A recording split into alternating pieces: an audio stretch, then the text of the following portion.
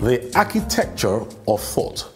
When civilizations are advanced, you will observe that its products reflect a high degree of value for human worth and uphold the sanctity of human life.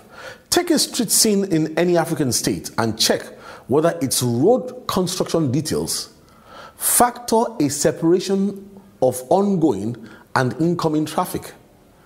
A planned separation of lightweight vehicles from the heavy-duty vehicles. Is there any structured limitation to vehicular speeds permitted? What of the separation of pedestrians from vehicle traffic? Is there any provision for cyclists and motorized cyclists? This way you can determine the architecture of thought available in that street scene, and you can bet that any society where there's no evidence of such thought processing, you are dealing with primitive forms with a low value to human worth. By extension, you can project that such societies would have given very little consideration to how water would flow even on the road surfaces before construction commenced. And this would always result in annual floods, potholes, craggy road surfaces, and further devaluation of human worth.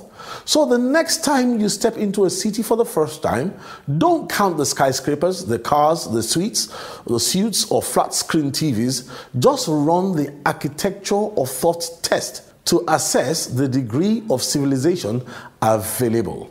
Take a breather and look around you to see how very little some of our societies have moved from the days of human sacrifices when life worth was at its lowest ebb in African nations. You see, many first-time visitors in the United States of America comment on the uniform standard of services available across the length and the breadth of the land.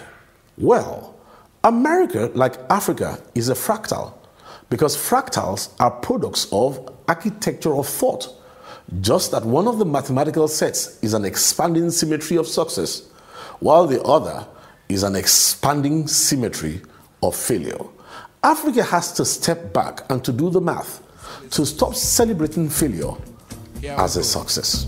Suffer for world, enjoy for heaven. Amen. Christians go they yab, spiritum heaviness. Muslims go they call Allahu Akbar. Suffer for world.